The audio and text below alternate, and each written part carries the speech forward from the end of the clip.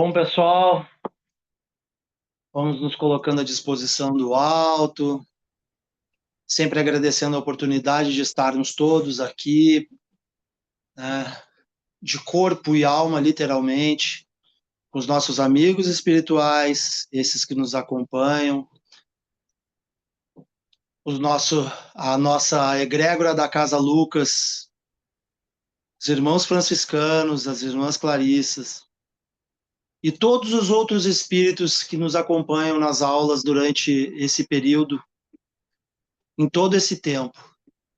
E que possamos cada vez mais entender que o conhecimento da espiritualidade é o nosso primeiro passo para o nosso crescimento como indivíduo, como espírito, como parte de um todo desse universo. Então vamos fazer o Pai Nosso. Pai nosso que estais no céu, santificado seja o vosso nome, venha a nós o vosso reino, seja feita a vossa vontade, assim na terra como no céu. O pão nosso de cada dia dai-nos hoje, perdoai as nossas ofensas, assim como nós perdoamos a quem nos tem ofendido, e não os deixeis cair em tentação, mas livrai-nos de todo o mal, que assim seja. Vamos lá então, pessoal, seguindo nos estudos do livro No Mundo Maior, a gente vai para o capítulo 9, Mediunidade. Sobremodo interessado no expressivo caso de Marcelo, apresentei a Calderaro no dia seguinte certas questões que fortemente me preocupavam. Os reflexos condicionados não se aplicariam igualmente a diversos fenômenos medianímicos? Não elucidavam as mistificações inconscientes que muitas vezes perturbam os círculos dos experimentadores encarnados? Alguns estudiosos do espiritismo, devotados e honestos, reconhecendo os escolhos do campo do mediunismo, criaram a hipótese do fantasma anímico, do próprio medianeiro, o qual agiria em lugar das entidades desencarnadas. Seria essa teoria adequada ao caso vertente? Sob evocação de certas imagens, o pensamento do médium não se tornaria sujeito a determinadas associações, interferindo automaticamente no intercâmbio entre os homens da Terra e os habitantes do além? Tais intervenções, em muitos casos, poderiam provocar desequilíbrios intensos. Ponderando observações ouvidas nos últimos tempos, em vários centros de cultura espiritualista, com referência ao assunto, inquiria de mim mesmo se o problema oferecia relações com os mesmos princípios de Pavlov. O instrutor ouviu-me paciente até o fim de minhas considerações e respondeu benévolo: a consulta exige meditação mais acurada. A tese animista é respeitável. Partiu de investigadores conscienciosos e sinceros, e nasceu para coibir os prováveis abusos da imaginação. Entretanto, vem sendo usada cruelmente pela maioria dos nossos colaboradores encarnados, que fazem dela um órgão inquisitorial, quando deveriam aproveitá-la como elemento educativo na ação fraterna. Milhares de companheiros fogem ao trabalho amedrontados, recuam ante os percalços da iniciação mediúnica, porque o animismo se converteu em Cérbero. Afirmações sérias e edificantes, tornadas em opressivo sistema, impedem a passagem dos candidatos ao serviço pela gradação natural do aprendizado e da aplicação.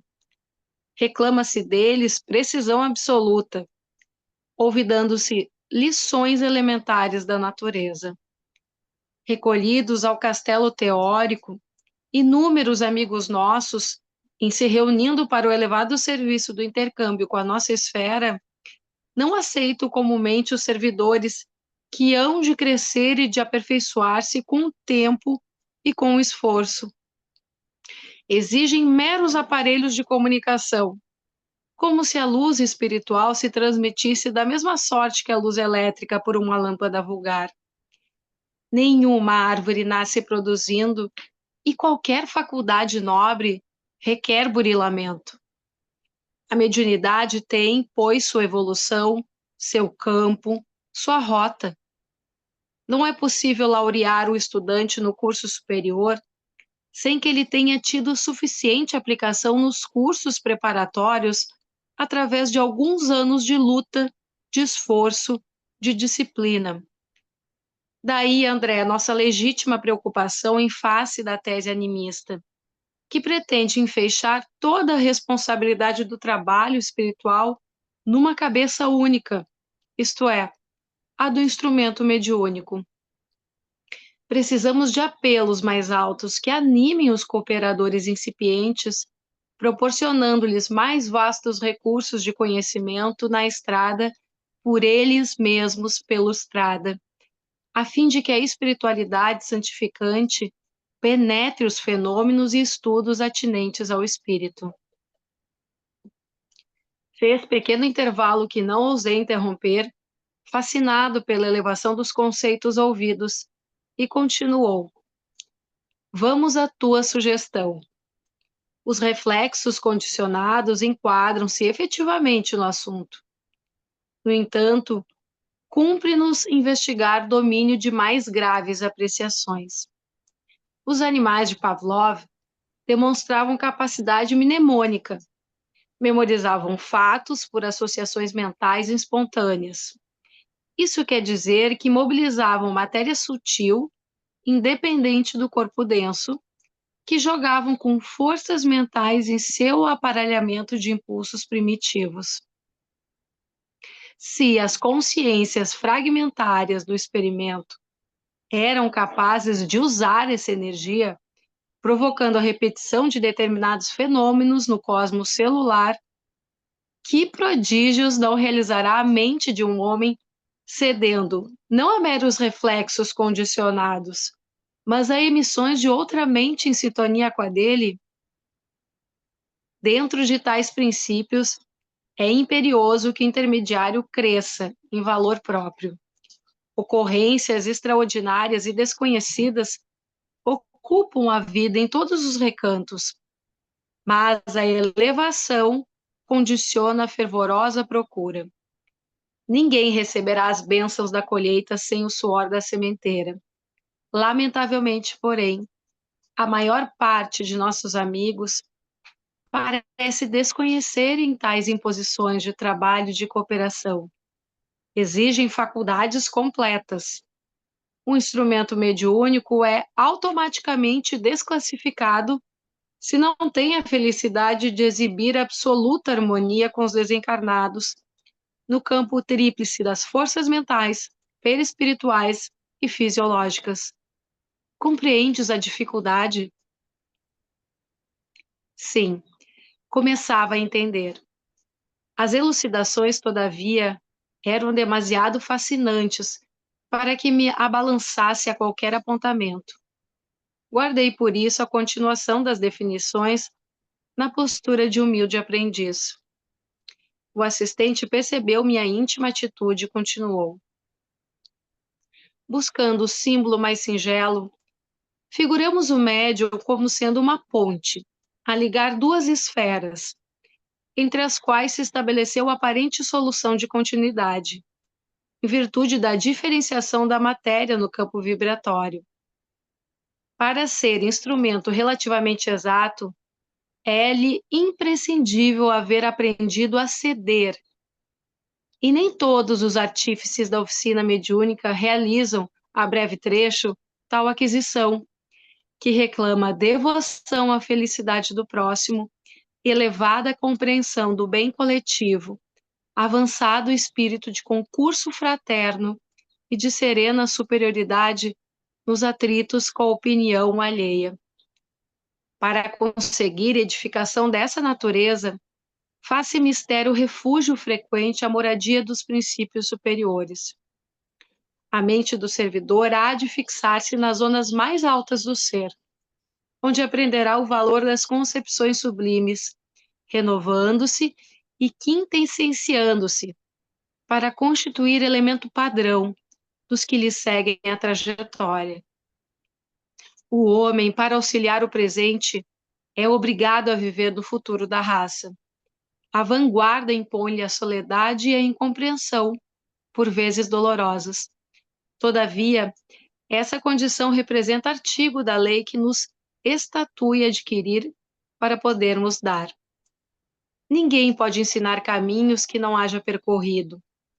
Nasce daí, em se tratando da mediunidade edificante, a necessidade da fixação das energias instrumentais no santuário mais alto da personalidade. Fenômenos, não lhes importa a natureza, é forçoso reconhecer que assediam a criatura em toda parte. A ciência legítima é a conquista gradual das forças e operações da natureza, que se mantinham ocultas à nossa acanhada apreensão. E como somos filhos do Deus revelador, infinito em grandeza, é de esperar tenhamos sempre à frente ilimitados campos de observação, cujas portas se abrirão ao nosso desejo de conhecimento, a maneira que gradeçam nossos títulos meritórios. Por isso, André, consideramos que a mediunidade mais estável e mais bela começa entre os homens no império da intuição pura. Moisés desempenhou sua tarefa compelido pelas expressões fenomênicas que o cercavam. Recebe, sob incoercível comoção, os sublimes princípios do Decálogo, sentindo defrontar-se com figuras e vozes materializadas do plano espiritual. Entretanto, ao mesmo tempo que transmite o não matarás, não parece muito inclinado ao inquebrantável respeito pela vida alheia. Sua doutrina, venerável embora, baseia-se no exclusivismo e no temor. Com Jesus, o aspecto da mediunidade é diferente. Mantém-se o mestre em permanente contato com o Pai, através da própria consciência, do próprio coração.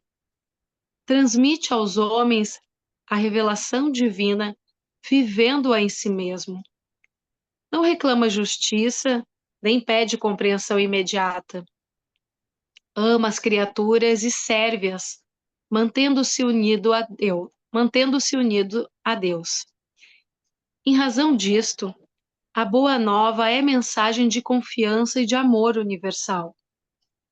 Vemos, pois, dois tipos de medianeiros do próprio céu, eminentemente diversos, mostrando qual o padrão desejável.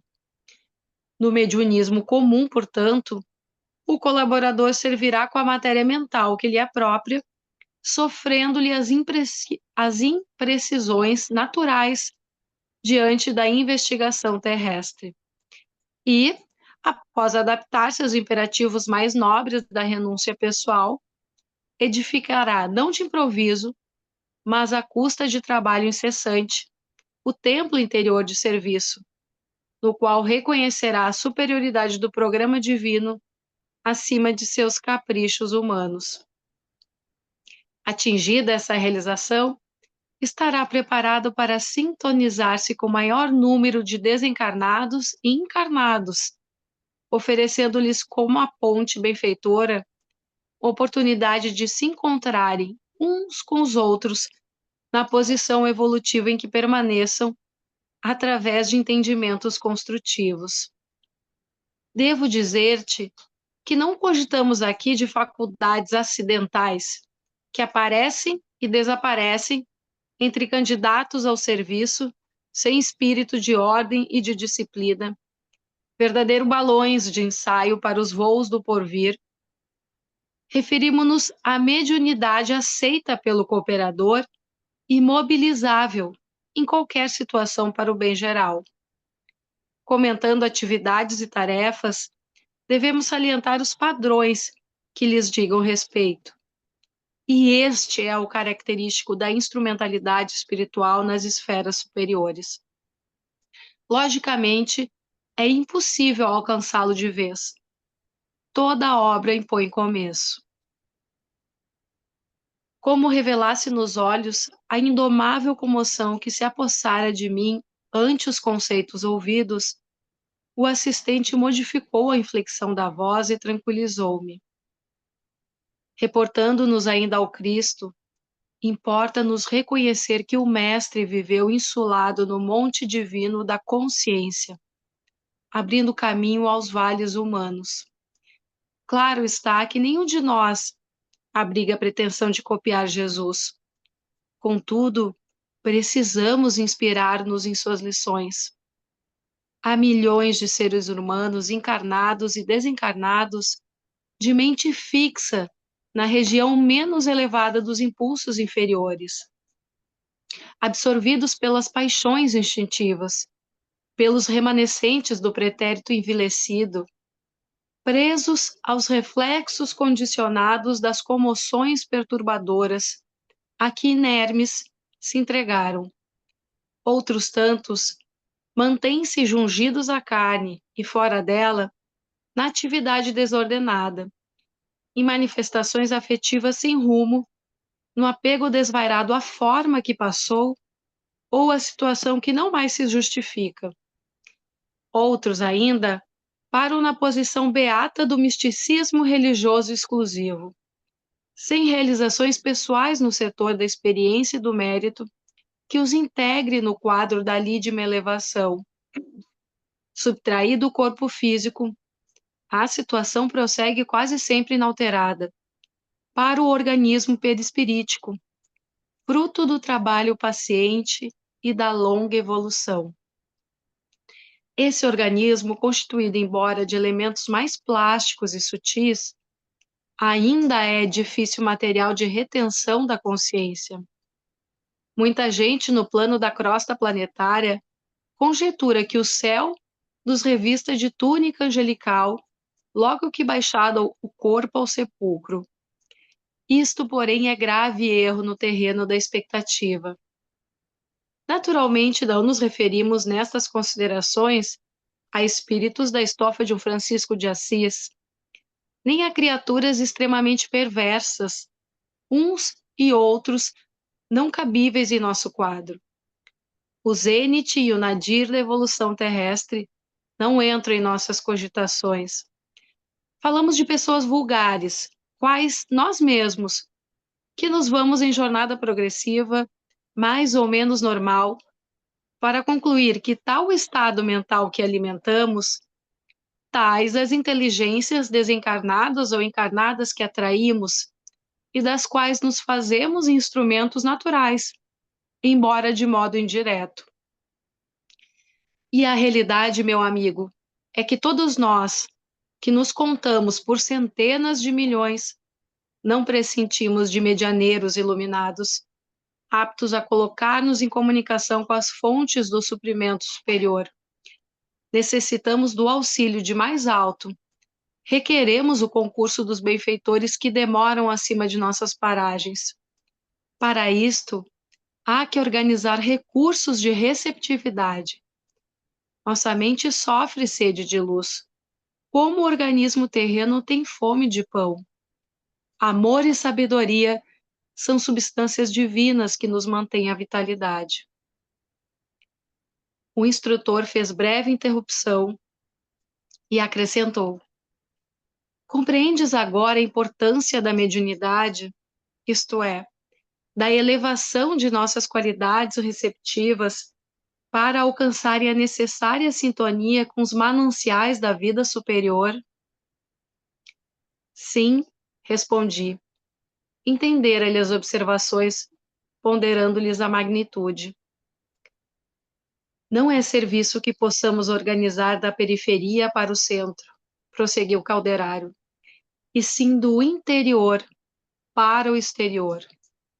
O homem encarnado, quase sempre empolgado pelo sono da ilusão, poderá começar pelo fenômeno, a maneira, porém, que desperte as energias mais profundas da consciência. Sentirá a necessidade do reajustamento e regressará à causa de modo a aperfeiçoar os efeitos. Obra de construção, de tempo, de paciência. Chegados a essa altura da conversação, o orientador convidou-me ao serviço de assistência à dedicada senhora, médium em processo de formação, que lhe vinha recebendo socorro para prosseguir na tarefa com a fortaleza e serenidade indispensáveis. Propiciando-me o feliz ensejo, meu gentil interlocutor concluiu: o caso é oportuno. Observarás comigo os obstáculos criados pela tese animista. Marcava o relógio precisamente 20 horas, quando penetramos confortável recinto. Várias entidades de nosso plano ali se moviam, ao lado de 11 companheiros reunidos em sessão íntima, consagrada ao serviço da oração e do desenvolvimento psíquico. Logo à entrada, recebeu-nos atencioso colega, a quem fui apresentado com sincera satisfação. Recebi dele de início informações condensadas que anotei, contente. Fora igualmente médico. Deixar a experiência física antes de concretizar velhos planos de assistência fraternal aos seus inumeráveis doentes pobres. Guardava o júbilo de uma consciência tranquila. Zelara o bem geral quanto lhe fora possível. Contudo, entrevendo a probabilidade de algo fazer além túmulo, receber a permissão para cooperar naquele reduzido grupo de amigos, com o objetivo de efetuar certo plano de socorro aos enfermos desamparados. O intercâmbio com desencarnados não poderia transformar os homens em anjos de um dia para o outro, mas poderia ajudá-los a ser criaturas melhores. Impossível seria instalar o paraíso na crosta do mundo em algumas semanas. Entretanto, era lícito cooperar no aprimoramento da sociedade terrestre, incentivando-se a prática do bem e a devoção à fraternidade. Para esse fim, ali permanecia, interessado em contribuir na proteção aos doentes menos aquinhoados. Acompanhando-lhe os argumentos com admiração, mantive-me silencioso, mas Calderaro indagou cortês após inteirar-se das ocorrências. E como vai no desenvolvimento de seus elevados propósitos? Dificilmente, informou o interpelado. Os recursos de comunicação ao meu alcance ainda não são de molde a inspirar confiança à maioria dos companheiros encarnados. A bem dizer, não me interessa comparecer aqui de nome aureolado por terminologia clássica, nem me abalançaria a oferecer teses novas, concorrendo com o mundo médico. Guia-me agora tão somente o sadio desejo de praticar o bem. Entretanto, ainda não lhe ouvira os apelos, por intermédio de Eulália? Perguntou o meu instrutor. Não, por enquanto não. Sempre a mesma suspeita de animismo, de mistificação inconsciente. Ia à palestra a meio, quando o diretor espiritual da casa convidou o colega a experimentar. Chegara um minuto aprazado. Poderia cercar-se da médium. Aproximamo-nos do grupo de amigos, imersos em profunda concentração. Enquanto o novo conhecido se abeirava de uma senhora de porte distinto, certamente ensaiando a transmissão da mensagem que desejava passar à esfera carnal, Calderaro observou-me. Reparo o conjunto. Já fiz meus apontamentos. Com exceção de 3 pessoas, os demais, em número de 8, guardam atitude favorável. Todos esses se encontram na posição de médiuns pela passividade que demonstram. Analisa a irmã Eulália e reconhecerás que o estado receptivo mais adiantado lhe pertence. Dos 8 cooperadores prováveis, é a que mais se aproxima do tipo necessário. No entanto, o nosso amigo médico não encontra em sua organização psicofísica elementos afins perfeitos. Nossa colaboradora não se liga a ele através de todos os seus centros perispirituais. não é capaz de elevar-se à mesma frequência de vibração em que se acha o comunicante. Não possui suficiente espaço interior para comungar-lhe as ideias e os conhecimentos. Não lhe absorve o entusiasmo total pela ciência, por ainda não trazer de outras existências, nem haver construído na experiência atual as necessárias teclas evolucionárias que só o trabalho sentido e vivido lhe pode conferir. Eulália manifesta, contudo, um grande poder, o da boa vontade criadora, sem o qual é impossível o início da ascensão às zonas mais altas da vida. É a porta mais importante, pela qual se estenderá com o médico desencarnado, se entenderá com o médico desencarnado.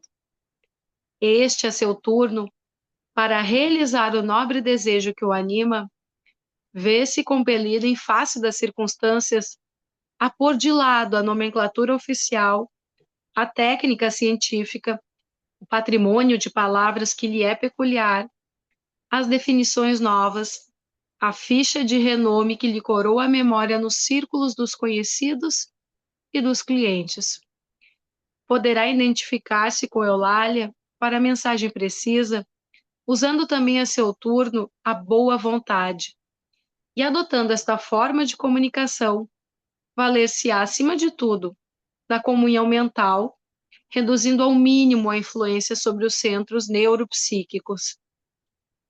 É que, em matéria de mediunismo, há tipos idênticos de faculdades, mas enorme desigualdade nos graus de capacidade receptiva, os quais variam infinitamente como as pessoas. O instrutor silenciou por momentos e prosseguiu. Não nos esqueça que formamos agora uma equipe de trabalhadores em ação experimental. Nem o provável comunicante chegou a concretizar as bases de seu projeto, nem a médium conseguiu ainda suficiente clareza e permeabilidade para cooperar com ele. Num terreno de atividades definidas neste particular, poderíamos agir à vontade. Aqui não. Nosso procedimento deve ser de neutralidade mental, não de interferência. Compreendendo, pois, que todos os recursos cumpre serem aproveitados no êxito da louvável edificação, nenhum de nós intervirá, perturbando ou consumindo tempo. É-nos facultado permutar ideias, analisar a ocorrência, mas com absoluta isenção de ânimo. O momento pertence ao comunicante, que não dispõe de aparelhamento mais perfeito para a transmissão. Nesse instante, indicou-me o colega que, de pé, junto de Eulália, mantinha a mente iluminada e vibrante, num admirável esforço para derruir a natural muralha entre a nossa esfera e o campo de matéria densa. Anota as particularidades do serviço, disse-me Calderaro, com significativa inflexão de voz. Todos os companheiros em posição receptiva estão absorvendo a emissão mental do comunicante, cada qual a seu modo. Repara calmamente. Circulei a mesa e vi que os raios de força positiva do mensageiro efetivamente incidiam em 8 pessoas.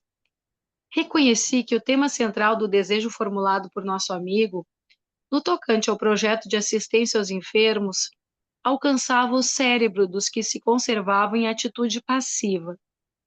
Na tela animada de concentração de energias mentais, cada irmão recebia um influxo sugestivo, que de logo lhes provocava a livre associação dos psicanalistas.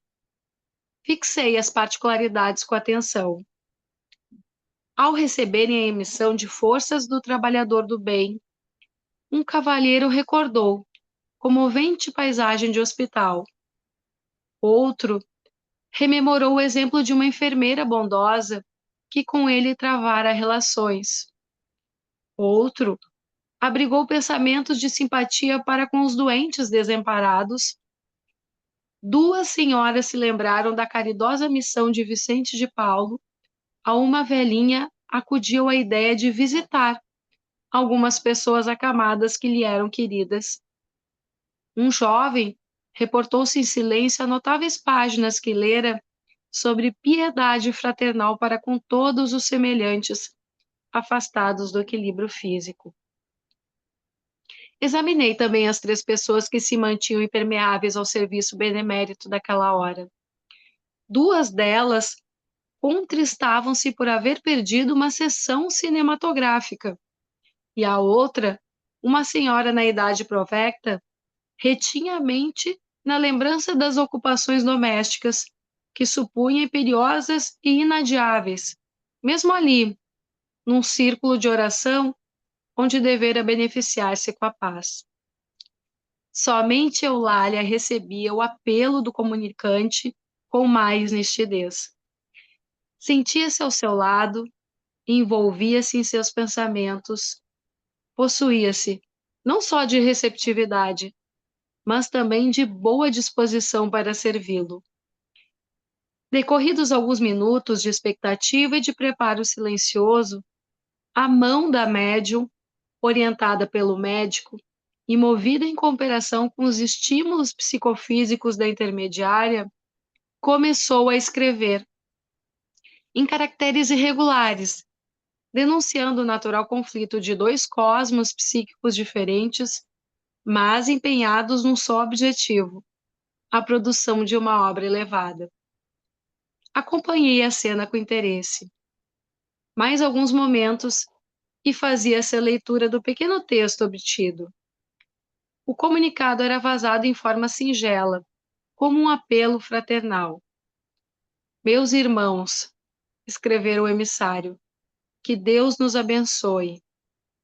Identificados na construção do bem, trabalhemos na assistência aos enfermos, necessitados de nosso concurso entre os longos sofrimentos da provação terrestre. O serviço pertence à boa vontade, unida à fé viva, e a sementeira reclama trabalhadores abnegados, que ignorem cansaço, tristeza e desânimo. Sigamos para a frente. Cada pequenina demonstração de esforço próprio nas realizações da caridade receberá do Senhor a divina bênção. Aprendamos, pois, a socorrer nossos amigos doentes.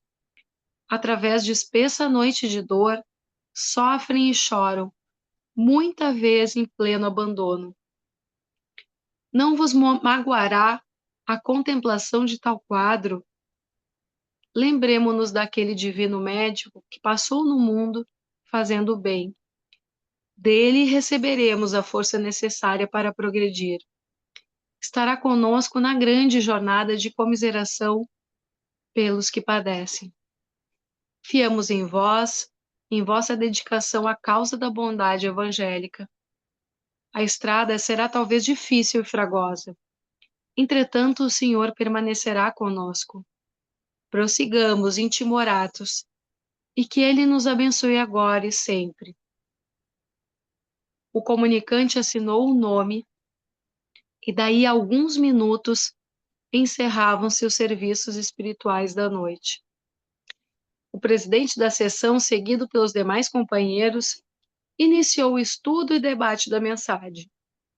Concordou-se em que era edificante na essência, mas não apresentava índices concludentes da identificação individual.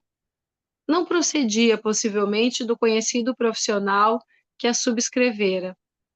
Faltavam-lhe os característicos especiais, pois um médico usaria a nomenclatura adequada e se afastaria da craveira comum. E a tese animista apareceu como tábua de salvação para todos. Transferiu-se a conversação para complicadas referências ao mundo europeu. Falou-se extensamente de Richer e do metapsiquismo internacional.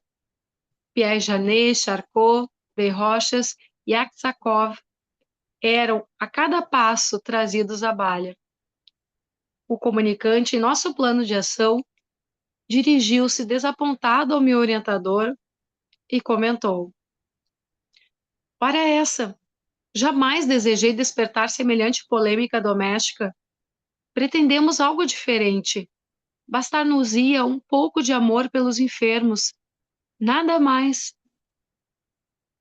Calderaro sorriu sem dizer palavra e, evidenciando preocupação em objetivo mais importante, acercou-se de Eulália entristecida.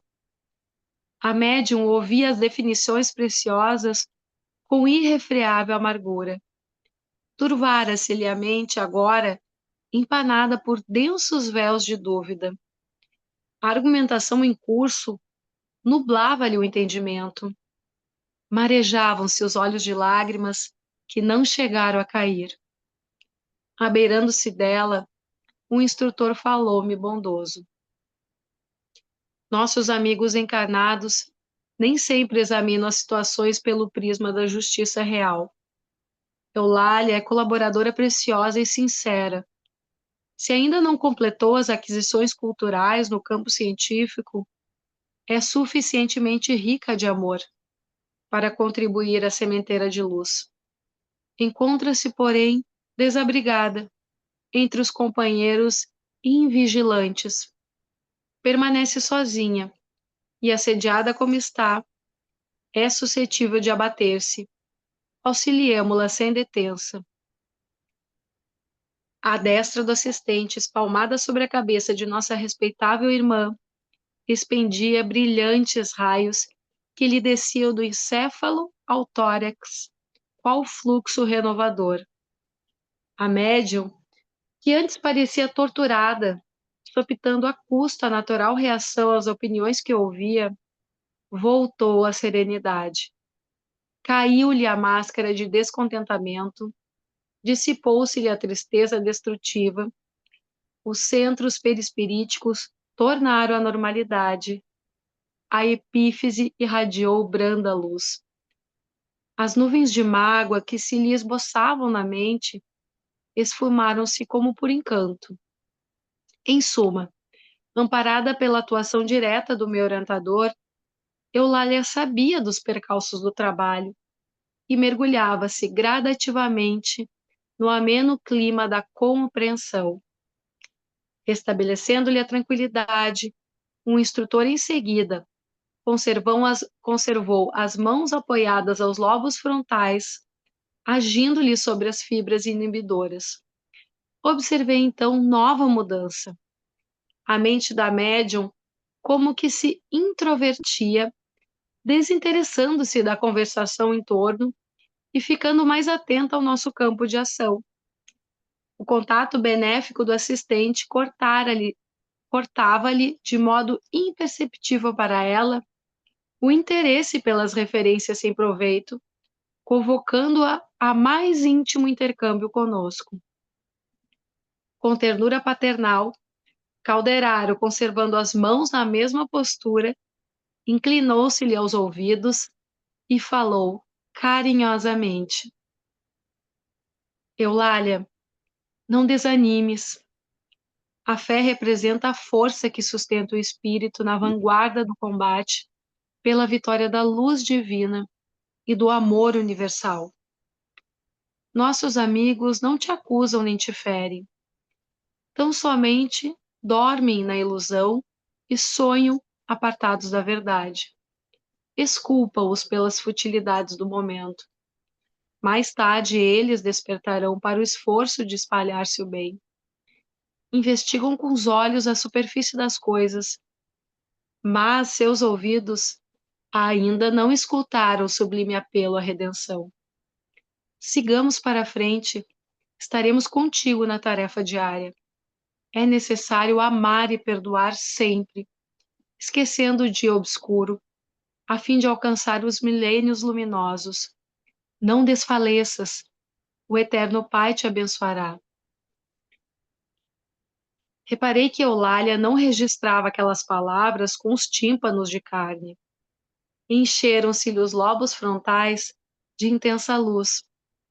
As frases comovedoras do instrutor represaram-se-lhe no cérebro e no coração, Quais pensamentos sublimes que lhe caíam do céu, saturados de calor reconfortante e bendito.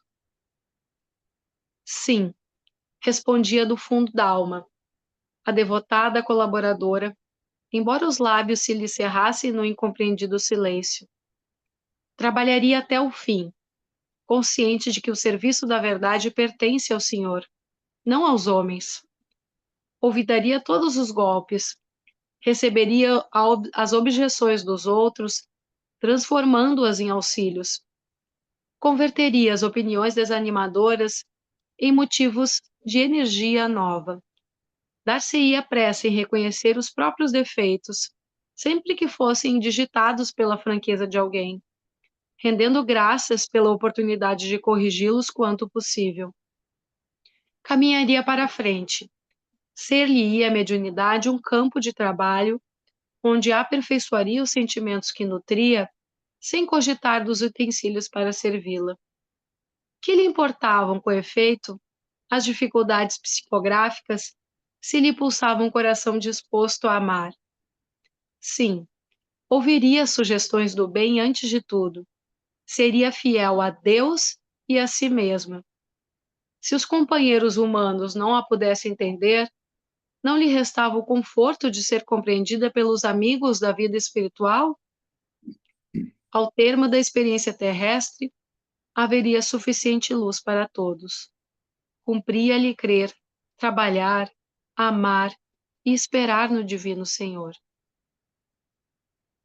O assistente retirou as mãos, deixando-a livre, e reaproximando-se de mim, asseverou: Nossa irmã foi auxiliada e está bem. Louvado seja Deus. Observando os lobos frontais da médium, tão revestidos de luminosidade, fiz sentir a Calderaro minha admiração. O instrutor amigo, não se esquivando a novos esclarecimentos, informou: Eulália, nesse instante, fixa-se mentalmente na região mais alta que lhe é possível. Recolhe-se calma no santuário mais íntimo, de modo a compreender e desculpar com proveito. Indicando a referida região cerebral, concluiu: Nos lobos frontais, André, exteriorização fisiológica de centros perispiríticos importantes, repousam milhões de células à espera para funcionar do esforço humano no setor da espiritualização. Nenhum homem dentre os mais arrojados pensadores da humanidade, desde o pretérito até os nossos dias, logrou jamais utilizá-las na 10ª parte. São forças de um campo virgem que a alma conquistará, não somente em continuidade evolutiva, senão também a golpes de autoeducação, de aprimoramento moral e de elevação sublime. Tal serviço, meu amigo, só a fé vigorosa e reveladora pode encetar como indispensável lâmpada vanguardeira do progresso individual. Final do capítulo 9. A gente vê que esse capítulo, claro, foi na sequência do anterior, que tratava do jovem aquele, o Marcelo, né, de 14 anos, jovem, que quando dormia era perseguido, quer dizer, atraía para ele, pelo inconsciente dele, obsessores do passado. A gente viu também quem era esse rapaz, que teve 2, 3 encarnações atrás, e que foi um poderoso que perseguiu muita gente e que recebeu o revés do mundo espiritual. E no intervalo de encarnações, ele desenvolveu a epilepsia, que foi fruto das torturas de obsessores no plano espiritual. Estava em processo de libertação e aí provocou o quê? A discussão do Calderaro, a conversa do Calderaro com o André Luiz, sobre se essa obsessão era um reflexo também mediúnico e que se não tinha relação, aí que vem a relação com esse capítulo, do efeito Pavlov, que é aquele dos reflexos condicionados, que a gente viu.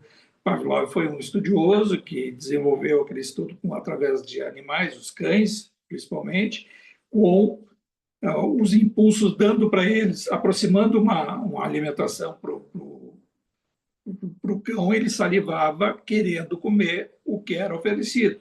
E com o tempo ele usou um sino, e aí ele tocava o sino e a alimentação. Com o tempo, ele tirou a alimentação e só o sino. Então, o reflexo do sino, o animal sabia por reflexo que ia receber a comida. Então, é o reflexo condicionado, que todos os seres têm esse reflexo condicionado, inclusive cada um de nós. E aí provoca, através desta conversa, quando eles vão entrar num centro espírita, e que a conversa se dava através do que eles trataram sobre o efeito Pavlov, e logo se defrontam com uma situação que o Calderaro diz para eles, para o André, né? No caso, eu acho que tinha mais de um, né? Só o André que estava acompanhando eles, sobre o animismo. Esse capítulo podia ser chamado, em vez de mediunidade, animismo. O que é o animismo? Animismo vem da palavra ânima, que é alma, que é do próprio espírito, da própria individualidade, da própria alma. Não é, são manifestações que não vêm puramente do mundo espiritual, e sim é do próprio médium.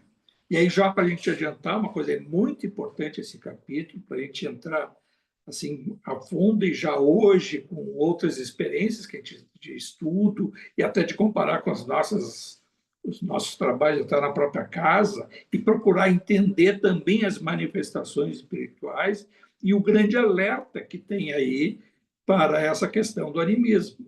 Eu mesmo, já no passado, bem lá, também tinha essa questão de se policiar muito contra o animismo, e cerceou uma série de situações que eu poderia ter expandido. Né? Foi só depois com estudo e com persistência e com outras, né? Aí o tempo ele está sempre a nosso favor pela experiência de a gente aprender. Mas o anime, olha só como o Calderaro é sábio, essa colocação dele do animismo, que eu até fixei aqui no texto, quando ele vai falar do efeito Pavlov, os reflexos condicionados, e ele fala do animismo, ele diz o seguinte, ó, milhares de companheiros fogem ao trabalho, amedrontados, recuam ante os percalços da iniciação mediúnica, porque o animismo se converteu em Cérbero.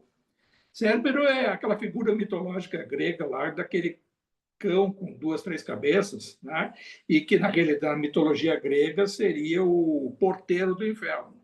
A portaria do inferno seria essa figura. E eu, para mim, até a mitologia grega, estou convencido de que, quando ela foi descrita, né, e é aquela coisa que vem romanceada e vem e até hoje é seguida, e é uma intelectualidade daquela época, não foi nada mais do que um desdobramento mediúnico das regiões chamadas infernais, que são os abismos, né?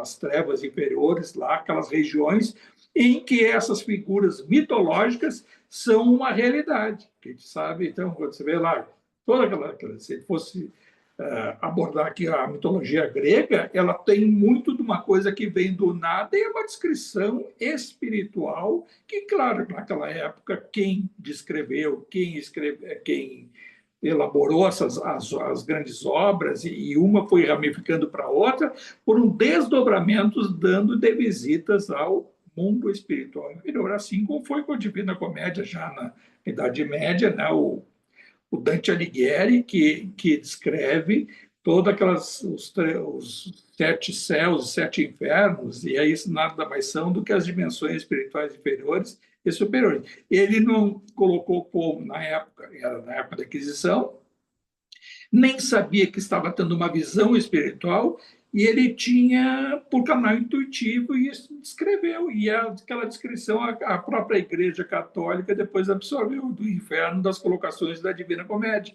É uma grande obra do Dante Alighieri. Bom, isso então da mitologia é só um parênteses, mas aí vejam assim, a colocação do Calderaro em dizer que o animismo iria dar um exemplo, e é o exemplo que a gente viu nesse capítulo, de como ele pode tolher a espontaneidade de médiuns, de boa vontade, de esforço por pseudo-intelectuais que se utilizam de determinadas situações. Às vezes tem isso é um perigo, né?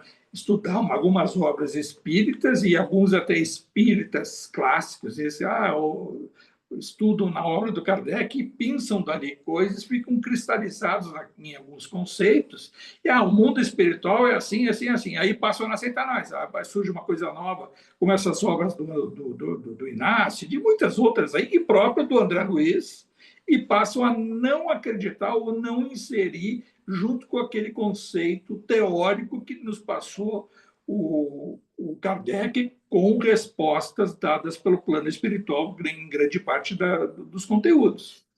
E isso a gente vê, vamos trazer para os nossos trabalhos, a nossa atividade mediúnica, ocorre tantas vezes o animismo, que o animismo ele passa a ser se a mediunidade quando existe um sensor. O sensor, às vezes, é o nosso inconsciente, e o consciente. Pela briga, será, será, será? E o que falta? Não é só o estudo, falta a abertura do centro mediúnico, do centro espírita, de um dirigente, né, dos trabalhos, que está conduzindo os trabalhos, com os médios e discutir os casos à luz do plano espiritual. E aí eu vejo só a descrição que ele dá. Ali tinham 11 pessoas, dá para ver que são 8 médios, né, que estavam bem concentrados, e eles começam a descrever. Tem uma descrição, né, isso é visto lá o Calderaro e o André, vem o pensamento de cada um, quando é dito que quando a gente diz vamos fechar a corrente, aqui mesmo aqui, vamos fazer a oração de abertura, a oração de encerramento, nós estamos pensando coisas em relação ao que a gente vai ou estudar, o que estudou, ou a nossa gratidão, ou a luz que a gente vai mandar em direção a alguma coisa, e uma comparação, e aí ele dá-lhe o exemplo da corrente. Todos são chamados à oração de fechamento da corrente, que é na nossa linguagem, corrente, um pensando no Francisco de Assis, o outro pensando lá nesse, naquele, na caridade, o outro fazendo aquilo no hospital, tendo as intenções, e na realidade eram pensamentos já sintonizados com espíritos que estavam circundando a corrente da casa. E essa forma pensamento, ele não descreve aí, mas isso é forma pensamento, essa conexão, ela é real, ela se dá, isso não é animismo. Tanto é que 3 não estavam sintonizados. 3 estavam pensando, como acontece na corrente. Um está pensando, vou sair daqui, vou lá, vou almoçar, jantar no shopping, vou não sei aonde, vou pegar o fulano, mas eu estou com esse problema lá do meu trabalho, e está na corrente. E isso, no plano espiritual, é percebido. Então, ali tinham 3 que estavam nessa situação. Nós já vimos lá nos mensageiros, né? Um pensando em outras coisas, e outro isso, outro aquilo. E como é que se dá isso? Na prática, a gente sabe, quando vai ser realizado um trabalho fundamental de assistência, que já está até planejado pelo plano espiritual, essas mentes que estão não focadas no trabalho, elas são isoladas. É colocado uma cápsula, uma energia que vai isolar e não farão parte daquela corrente, porque não estão sintonizados, não vão contribuir com o seu fluido vital, com o seu ectoplasma, com o direcionamento fundamental da energia, que é através da força do pensamento. E aí, porque entra o Pavlov, que aí é a pergunta do André Luiz para o Calderaro, se os animais fazem, são condicionados a isso, aí o Calderaro, veja o quanto que a mente humana, que também tem essa faculdade, conseguindo conduzir pela racionalidade o seu pensamento, quanto de prodígio pode alcançar quando é bem focado o seu pensamento, direcionado às suas rogativas ou às suas atribuições. É mais um exemplo. E, mais uma vez, a força da oração, a força do querer, a força do poder do querer, mas com esforço, e o esforço incluindo a sintonia em procurar ser melhor, procurar ser bom, ter uma atividade benevolente, não só ali na corrente, mas ter um esforço pessoal para procurar ser o verdadeiro cristão, seguidor do Evangelho, na sua prática. E aí a conversa vai se dando, e eles entram na corrente. Tinha um médico que havia desencarnado, e esse médico, né, não conseguiu fazer coisas durante a sua encarnação, desencarnou antes, mas tinha boa intenção e queria desenvolver um trabalho caridoso. Era conhecido, fica ali demonstrado que era conhecido, e conhecido desse grupo também. O que ocorre? Ele tenta se comunicar, estava tentando, ia perguntar ao Calderaro e tal, mas tem conseguido com a nossa irmã Eulália. A Eulália era a médium que mais tinha capacidade de sintonia mediúnica, isso é claro. A mediunidade, aí diz o Calderaro também, a mediunidade não necessariamente ela vai se expandir numa encarnação, ela é um processo que vem de algumas encarnações. Nós estamos hoje estudando aqui um pouco de mediunidade, de doutrina, temos boa chance de, na próxima encarnação, a gente vir médium. Se a gente fizer lá no plano espiritual determinados cursos é estudo mesmo, não adianta, vai ter que pegar papiro mesmo, vai ler, vai estudar, tem lá o Liceu do Odilon, tem várias escolas que preparam lá do outro lado, preparam padres, preparam, né, pastores, preparam cabinos e preparam médiums. Então, tem escolas de médiums. Se a gente chegar lá do outro lado com o propósito de servir ao Evangelho através da doutrina espírita, com convicção e demonstrar esforço, nós teremos boa chance de se inscrever num curso desses, e existem não poucos, são alguns, né? Assim, tem, e os que se conhecem sabem por obra espiritual, onde a gente for atraído, certamente lá, essa coisa diz assim, será que tem? Não tem notícia. A mesma coisa aqui, estava procurando, tem um centro espírita na cidade, já descobri 2 ou 3,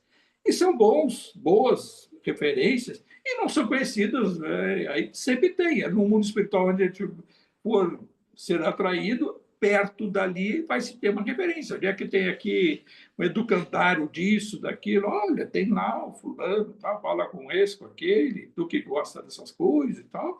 E lá vai se estudar melhor isso e vem já na encarnação com a mediunidade sendo uma das virtudes que nós vamos despertar psiquicamente, e melhor vai ser para não ter o desajuste psíquico, aqueles que são atraídos, às vezes, mediunicamente à encarnação, e se atrapalham e são atraídos a uma área de doentes mentais, né, com distúrbios e tal, fruto do quê?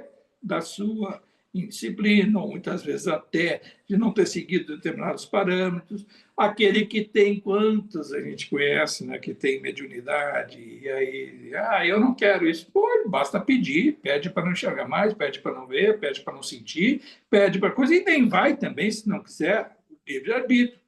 Ora, pode ser que essa energia que esteja acumulada no nosso espírito tenha uma determinada manifestação no nosso corpo espiritual com efeitos físicos. Isso pode ocorrer, mas aí são questões de exceção. Vamos tratar da mediunidade à luz do trabalho mediúnico nosso.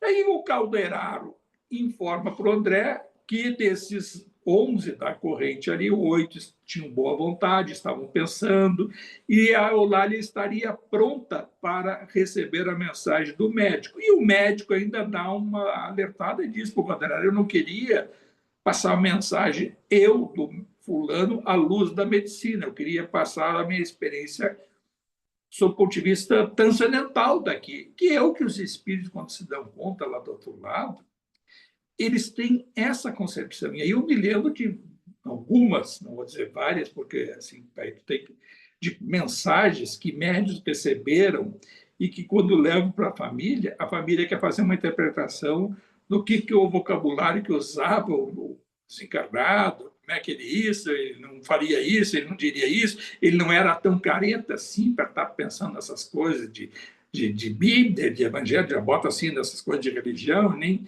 Mas a concepção de quem chega lá do outro lado, desperta a consciência, de ver tem uma outra abordagem do universo. Pode até ficar fechado, como aqueles que a maioria que a gente sabe que ficam lá e nem sabe que eles encarnaram. Eu me lembro, aquela psicografia, que até dei na casa várias cópias, já devem ter lido aquela do Ayrton Senna, lembro?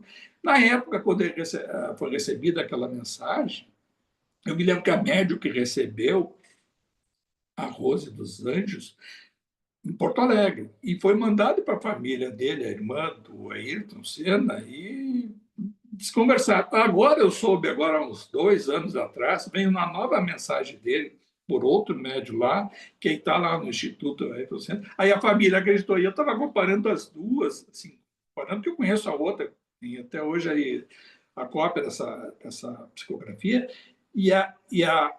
o conteúdo é muito, muito parecido.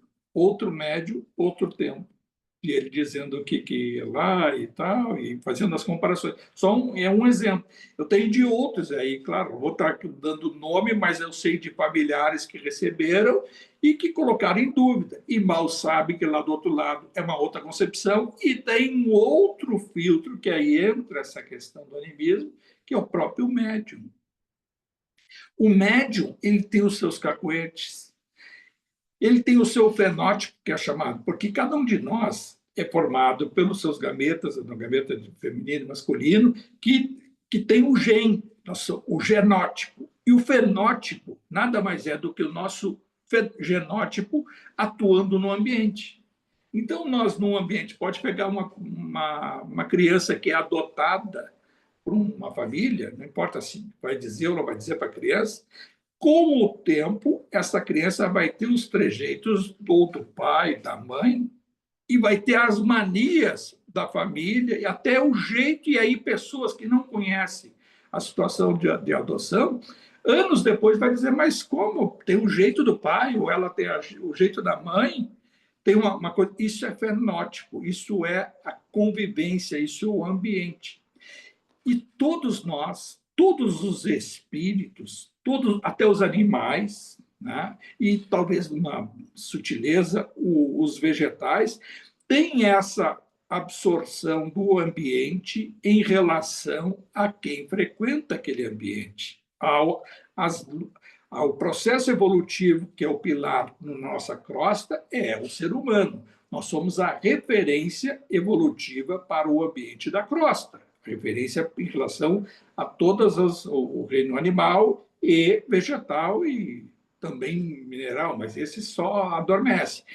Então, para entender bem isso, a gente passa a compreender a situação do que ocorre. Aí começou a conversa pelo Pavlov, lá no outro capítulo, e o André vai instigando ao Calderari e recebe as respostas. E é tão interessante que ele vai dizer o porquê que os médiums, muitas vezes, têm determinadas manifestações e que o próprio espírito que está se comunicando, ele vai se defrontar com duas situações. Ele traz uma nova realidade lá do outro lado e ele tenta passar, ele é instruído a passar de uma forma mais simples possível para o médium, porque o médium também não tem a capacidade plena de absorção do pensamento do espírito. E ele vai decodificar, ele vai transmitir com o seu vocabulário, em geral, vai receber a mensagem via pensamento, é muito raro que seja ditado,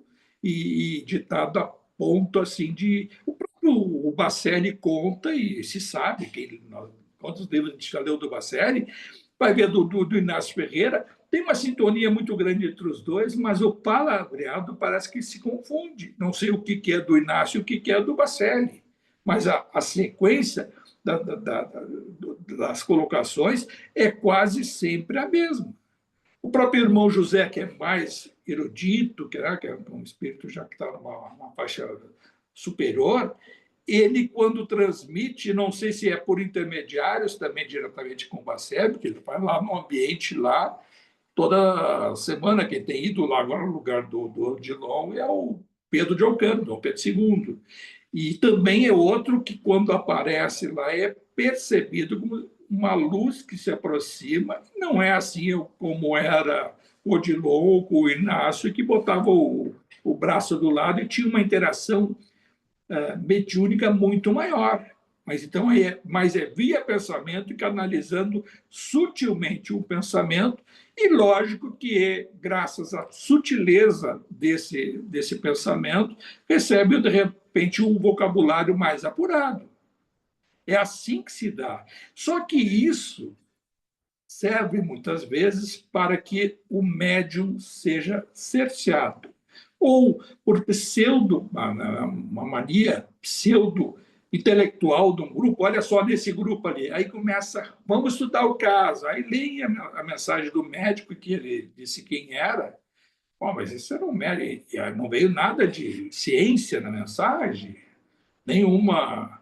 E aí começa um outro, pelo que eu já estudei do Charcot e do Rochat e tal, que diziam que isso, e aí alguns comparando essas obras científicas com mediunidade, os impulsos do médium, queriam, na realidade, inconscientemente, sem maldade, cercear e menosprezar a mensagem da Eulália, né? E queriam colocar, e colocaram, conseguiram, no primeiro momento, fazer com que não fosse aceita a mensagem, porque é assim que ficam alguns médicos que são cerceados quando não tem esse estudo de caso. Ou quantas e quantas vezes eu vivenciei isso, tanto com outros, como situação minha mesmo, de perceber uma coisa, ficar calado, e a gente fica assim naquela, será que eu digo? Não digo? Só que tem alguns que não têm o filtro, dizem demais. Sabe daquele médio saliente que está toda hora querendo dizer alguma coisa e mal sabe que, às vezes, desse caminho do querer dizer muita coisa, acaba sendo usado inconscientemente, sem perceber, por entidades que querem atrapalhar os trabalhos. Aí é aquela coisa, né? Por isso que é bom ter um grupo mediúnico, né, sintonizado e com a experiência mútua em que um conhece ao outro e sabe o que possa ser uma manifestação de excesso e ter sem melindre, porque esse é o grande objetivo, e o Calderaro teve essa sabedoria ali, de não causar melindre para a Eulália e nem para os outros médios, e nem fazer com que aquilo ali levasse para ela um desânimo de desistir, porque ela podia, recebi lá, me veio tudo, não, eu vi que não era minha, escrevi, e assinou, era o doutor fulano, recebi, e ele age, é o Kiko? Não, desculpa, eu queria só comentar isso aí, Francisco, só para não perder o gancho. Quanto mais sintonia tem os médios, quanto mais trabalham junto, quanto mais estudam juntos, né? E quanto mais tem essa convivência, por exemplo, numa questão de uma roda mediúnica como essa, mesmo que tu tenha uma certa falha, né? Porque isso acontece. Alguém pode ter um dia péssimo, né? O médium pode ser um médium bom, mas pode ter ido para a roda mediúnica num dia péssimo. E se tu tem um trabalho de longo prazo e com pessoas que tu estuda, que tu tem essa afinidade, mesmo assim essas dificuldades se superam, né? Quando os médios compreendem, quando um médium não está bem naquele dia, né? Então, e tem essa parte boa, positiva da roda mediúnica, quando tem o estudo, tem a sintonia, tem a roda fechada, e mesmo que eu esteja num momento ruim, né? O alto e os próprios médios conseguem entender que até a mensagem, até o formato pode ter tido um pouco da minha situação, mas eu acho que a roda compreende, né, que não é que eu estava naquele dia fragilizado, vamos supor assim, né? Isso acontece, né? Lógico, e acontece muito. Agora, quando desaparece o melindre, quando existe uma harmonia no grupo. E a harmonia, ela tem tu falasse, médium bom, existe médico experiente, não é bom, né? Quanto mais experiência do grupo e do médium e estudo, melhor para as coisas serem dirimidas assim durante o trabalho. Ou seja, realmente tem um dia que a gente não vai estar bem. Se incomodou naquele dia, quantas e quantas vezes foi lá para casa, estava trabalhando, na época não estava ainda aposentado, e trabalho não era fácil, era um negócio estressante. procurava filtrar o dia de trabalho, mas tem dia que era difícil. Tem dia que era na porta do negócio a ligação que era, e não sei se era provocado ou não, mas desarmonizava. Mas aí, pela experiência, e aí vem a experiência individual de cada um, você vê, olha, o exercício respiratório, né, sintonia, e eles ajudam, quando tem que ter, aí, o que é dito ali, o esforço. O esforço da Eulália não pode ser jogado fora. Não pode ser pelo melindre de um grupo pseudo-intelectual, sem maldade, né? Mas estavam querendo invocar isso e aquilo para desacreditar a mensagem.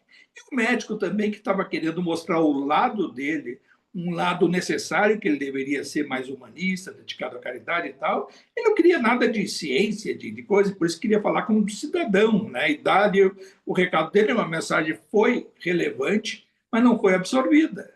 E a intervenção do Galderaro. Aí vem uma outra questão, que é o como às vezes na nossa vida a gente recebe esse auxílio e não percebe.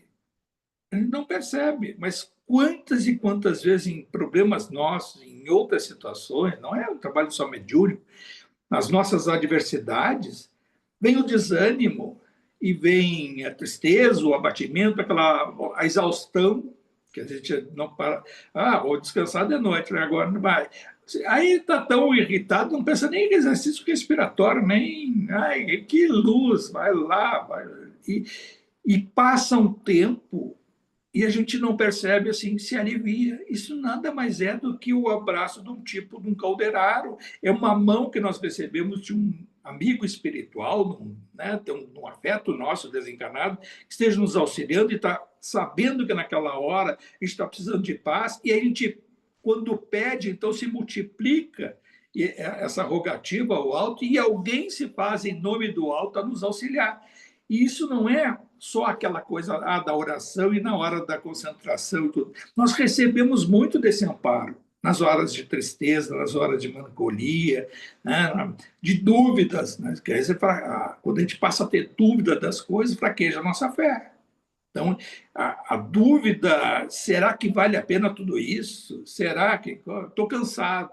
E aí vem, tá? Por uma série de razões. Aí tem lá a tarefa do centro mediúnico, do centro espírita, quando aparece alguém para ter qualquer motivo, vamos tocar, agora vamos parar um pouco, aí parar. Algumas casas param, para em dezembro, vamos retomar em março. O carnaval em março, então metade de março. Toca para frente. Então, muitos fazem isso, até os espíritos. Eu vejo manifestações de comunicações de outros espíritos através só para o aprendizado de quanto que eles da população têm que fazer aqui férias forçadas, porque o pessoal lá embaixo resolveu parar. Na pandemia, então, disseram, aproveitaram aquela coisa e foi assim. Tem casa que nem reabriu. Né? Muitos, eles dizem que não reabriram.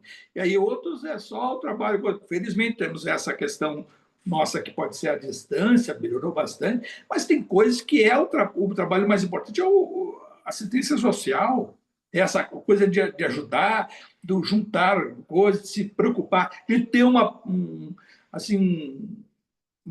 visão fraterna de ouvir o problema de alguém. Acho que um dos problemas, das situações mais importantes que a gente tinha na casa era aquela coisa de ficar ouvindo ali, chegar um pouco antes e ouvir quem é que queria, claro, agendou, vai ver, alguém quer conversar, uma palavra amiga que se possa dar quantas e quantas vezes, não só nessa casa, como na outra, né? Eu lembro que tinha isso aí, era fundamental, aliviava para quem ouvia, para quem falava, e nos via uma intuição para dizer palavras que eram, né, fundamentais. E aí eu vejo que passava assim, um tempo, e até hoje eu ouço de pessoas, como foi importante ter aquela conversa aquela vez, como é importante essa conversa fraterna dentro de um centro espírita, que ali é que vai estar, talvez, o canal intuitivo e também os amigos espirituais vão criar uma proteção para que esse que esteja num processo ali de desajuste não venha acompanhado de outros que queiram interferir no seu psiquismo, e ele vai se sentir aliviado.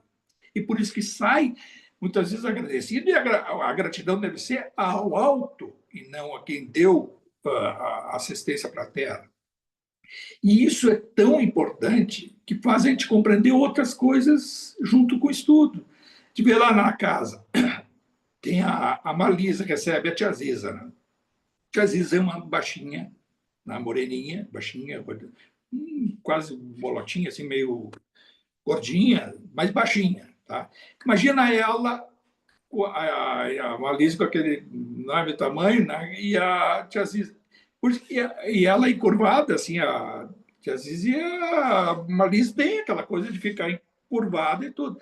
Mas a tia Ziza não é aquilo tudo que vai estar dizendo a Marlise, porque existe uma manifestação do cacuete, aí entra o cacuete, o fenótipo, do que se cristalizou nela aquele sentimento e imagem de passado da tia Ziza, e se pronuncia daquela época, porque também a tia Ziza volta ao seu inconsciente para transmitir ali, e está cristalizado, eu acho que até vai acontecer em algum momento, não sei, que o processo natural é de reencarnar, né? E a tia Ziza vai não sei se vai se passar durante um tempo, essa preparação, como é que vai se dar. Mas vejam quantas e quantas coisas que diz a tia Ziza, que também tem no consciente da Marlise, que é natural isso, da repetição, e é a própria tia Ziza, que coisas que já disse estão presas no inconsciente da Marlise, e aí externa, até o jeito de falar, então isso e aquilo. E as mensagens vêm, pode ver que ela tem que ficar pensando, ela tem que se decodificar uma médium, um aparelho, que vai transmitir o seu pensamento, e aí qual é o grande objetivo? O objetivo é servir, é fazer o bem, estimular nas pessoas o bem. E por isso. Agora, precisa ser daquela forma? Podia até não ser. Podia ser via pensamento, podia ser. Mas aí é uma forma que se cristalizou, a palavra correta até se cristalizou e ficou e vai ficando até que haja, em algum momento, alguma situação que se dissipe aquela necessidade da incorporação daquela forma e daqueles diálogos, daquele momento assim. Mais importante disso é a energia. A energia que traz, a energia. Por que os espíritos superiores não se comunicam com frequência através de médiuns? Porque os médiuns não têm decodificador preparado para receber uma vibração superior, uma carga vibratória tão superior assim. Por isso que esses espíritos têm os seus intermediários e, quando passam, às vezes, a mensagem, são por canais fluídicos e que também vai passar por um canal de limitação do médium e com as imperfeições da própria mensagem. O que vale dessa mensagem superior? É o espírito da mensagem, ou seja, a vibração que quer passar através daquelas palavras. Tanto é que tem palavras maravilhosas que a gente lê e escuta e que nós não gravamos, porque nós não estamos com o nosso decodificador pronto para captar aquela mensagem. Isso eu sempre dou os exemplos das escrituras sagradas que existem no mundo espiritual superior, estudos bem profundos sobre as escrituras, né? Que dizem que até o próprio Kardec, quando desencarnou e voltou como Chico Xavier em 1910, ele ficou 40 anos tendo estudos profundos das escrituras, né? Junto aos espíritos crísticos, se preparando com a luz das escrituras sagradas, trazer a mensagem do próprio Kardec, que era a mensagem dos espíritos crísticos. E para vivenciar, se preparou para ser um médium com todas as faculdades psíquicas necessárias para desenvolver a sua tarefa. Isso é muito bonito, mas bonito também quando a gente percebe tudo isso e concatena, né? E vai junto com o que a gente estuda, está no campo prático, pegar essa teoria e colocar na prática. Agora, é fundamental, quando a gente vai estudar aqui, né, a mediunidade, o animismo, de hoje ter uma outra concepção. No passado, até me cercei com isso e até talvez tenha feito o falso julgamento de outros médios. Isso não é. Tudo é importante, até o animismo. Até coisas que nós vamos externar, que são do nosso ânima, da nossa alma, e que tem que... Por que tem que ser um espírito que vai nos dizer o que a gente tem que fazer só? nós também temos, e muito do que o Chico Xavier fazia, que ele usava, está aqui o nosso Emmanuel, isso, aquilo, não era o Emmanuel, era ele próprio, porque ele, a gente sabe quem foi, que a bagagem, a sua bagagem, tem também uma importância. Então, você está na corrente mediúnica, o médium vai dizer uma coisa, está com a intuição, o que faz? Abre, e o próprio médium pode externar fruto da sua concepção. Não é só do mundo espiritual. O mundo espiritual para nos ouvir quando a gente faz um simples evangelho no lar. Espíritos que circundam, são convidados, estão passando e tal, ouvem a mensagem, a vibração, se sentir bem. E sentir bem por quê? Porque um espírito falou? Não, porque o encarnado está ali e às vezes comenta, ou vai dizer, ou vai fazer uma oração mesmo em silêncio, e vai por ele sair aquelas energias, como daria a Eulália.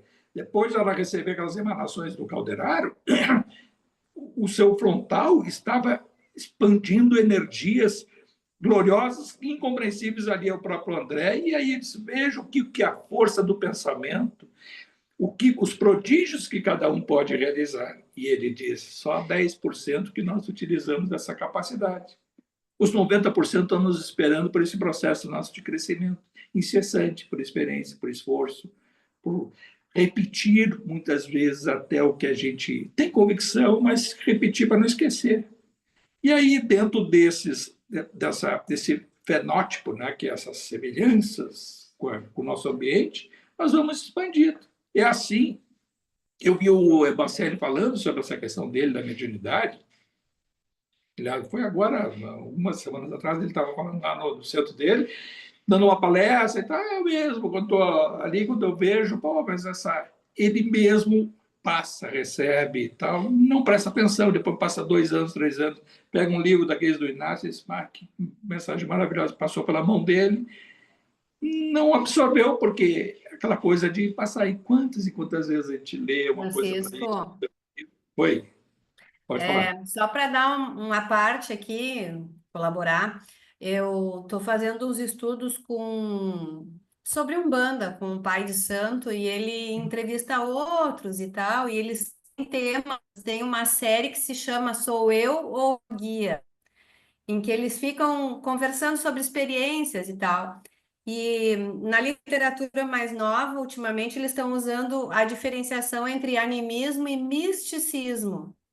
Então, eles dizem, o animismo aceita, é a ânima, é a própria pessoa manifestando talvez um conhecimento que ele traz, que ele já adquiriu e tal, positivo. A mistificação já vem aquela coisa da vaidade, já vem aquela coisa toda do ser humano, mas uma parte não muito positiva.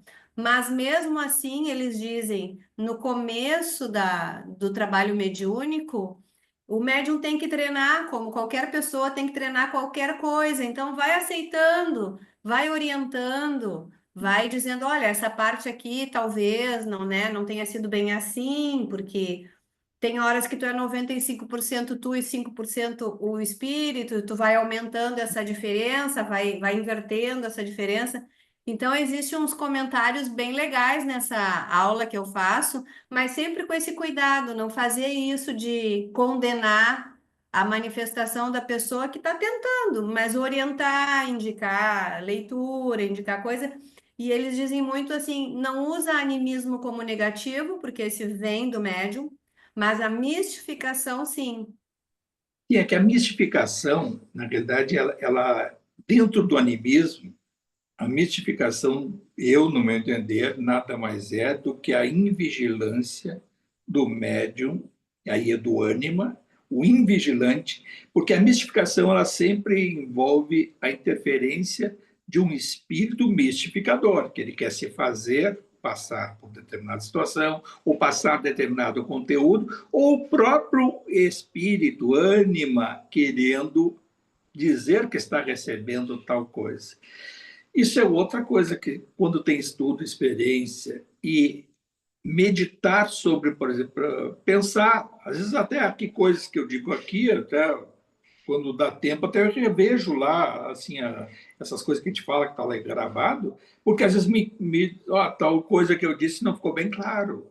tem que, ou, né, aí, claro, né, não vai ninguém ver, mas pelo menos eu vou sentir bem com a minha consciência. Ó, disse tal coisa, é assim, mas faltou esclarecimento. Vai que alguém só escute aquilo ali, ou, né, que está ali gravado, e vai achar que aí um policiamento interior, individual. E esse policiamento a gente tem que ter, não para cercear o animismo, mas para ver o que é mistificação e não. Eu já tive manifestações de mistificação e fui me dar conta tempos depois, porque é difícil, não sabe o que isso. Se ateu de alguém ou está querendo alguém te levando ao ridículo. O que é a mistificação? Nada mais velho, mas é mistificador. Ele não tem o espírito não tem padrão moral nenhum, ele quer levar ao ridículo mesmo, ele quer dar risada do outro lado com o erro que a gente comete. E isso acontece, às vezes, de fazer comparações erradas, de dizer uma coisa e não deveria ter dito, não é bem assim. Eu cansei de dizer coisas que tempos depois, como é que eu fui dizer aquilo? Né? Mas Isso é o na doutrina. amadurecimento do médium, né? É Sim, isso que mas se tudo bem. comenta. Mas aí houve, em algum momento, foi interferência de espírito para deixar errado daquele jeito. Tá? Sim. Eu até gosto até de nem recapitulo isso para sair da forma de pensamento, mas coisas que eu não deveria ter feito, não deveria ter dito, e que hoje me policio. Mas isso nada mais... Por que houve um impulso? Houve um cenário que era fértil aí que isso acontecesse. Ou seja, por Bem isso aí. influência Bem minha isso aí e mesmo. interferência de espírito. Isso a gente tem que cuidar, mas se cuida disso, não pode ficar se punindo, né? Tem que se auto-perdoar.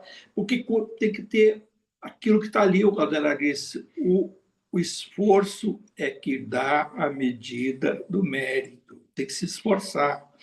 Ter consciência de que erra, porque é imperfeito, mas se esforçar para procurar não errar de novo.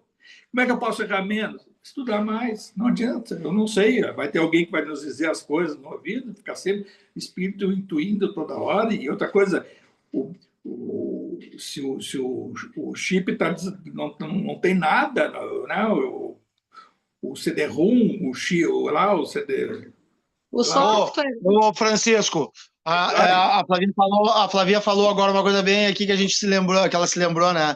A Joana de Ângeles olhou lá no início, na primeira palestra do Divaldo. Tá no filme dele. Tá no filme dele.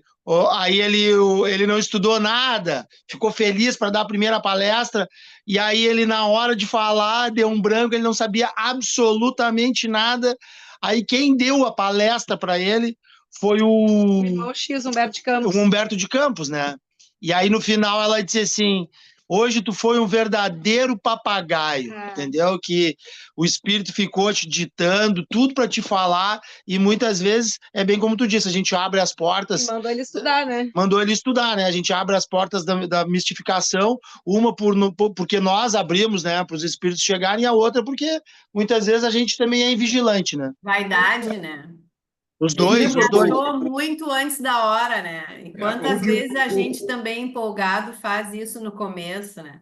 Mas o Divaldo contou até isso aí, claro que eu não vi no filme, mas eu digo, quando ele contou isso numa palestra, sei lá onde é que foi, e que aí primeiro ele estava empolgado, né? Aquela coisa do se achando, vaidade, né? E aí eu consigo falar, e aí começava a falar e brotava as palavras.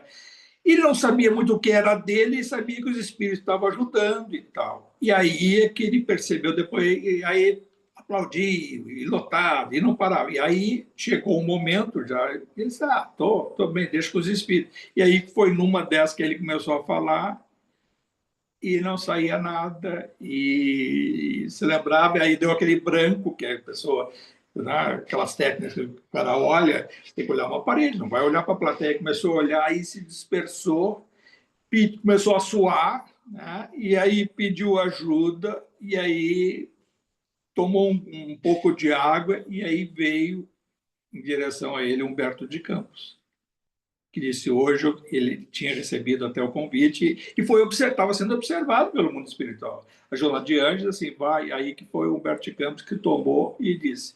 E aí ele deu uma excelente palestra. falou bastante e tal, por a intuição do Humberto, e ele disse, depois contando, né, que aí levou a chamada da Joana de Ângeles: olha, aprende nunca mais a achar que os espíritos vão fazer por ti, tu tem que vir preparado para as tuas coisas, qual é o teu início, meio e fim que vai ser abordado, e isso deve ser feito sempre. Aí quem faz é eu, o Kiko, tu faz palestra, quando eu fazia, tem que saber o que vai falar. Não tem sentido algum, por exemplo, até isso aqui, tá? Tem que tomar lida antes, tem que pensar no que leu, e o que tem a ver com o que já leu sobre isso, trazer para a vida prática. Está num centro espírita, entre médiuns aqui, de que estudam mediunidade, e a gente vê o que a casa faz, o que a gente pode melhorar, o que é isso, e ver pela comparação do que é isso. Isso é fundamental. Isso não é um trabalho dos espíritos, é um trabalho de cada um de nós. E é por isso que a gente está aqui tentando, de uma forma imperfeita, procurar fazer cada dia um pouquinho melhor. Pessoal, é isso, passou muito do tempo aí. Vamos então encerrar e renovar nossa gratidão ao alto, aos nossos amigos espirituais. Sempre a oportunidade que a gente tem de tratar desses assuntos, dessa obra maravilhosa do André Luiz, através da mediunidade do Chico Xavier, através da espiritualidade superior que nos rogou a cada um ter à sua disposição assuntos como esse sendo tratados no campo teórico e dando a condição de cada um de comparar com a nossa vida, como pode inserir a nossa atitude, o nosso pensamento, as nossas decisões do dia a dia à luz de todas essas situações que têm origem no Evangelho de Jesus, nosso amigo incomparável de todas as horas, a nossa referência, ao qual cada um agradece e renova o compromisso da certeza em buscar, através da disciplina, a persistência nesse caminho. Pai nosso que estais no céu, santificado seja o vosso nome. Venha a nós o vosso reino e seja feita a vossa vontade, assim na terra como no céu. O pão nosso de cada dia que nos dai hoje, perdoai as nossas ofensas, assim como nós perdoamos a quem nos tem ofendido. E não os deixeis cair em tentação, Senhor. Livrai-nos de todo mal. Que assim seja. Só então, Valeu, pessoal. Francisco.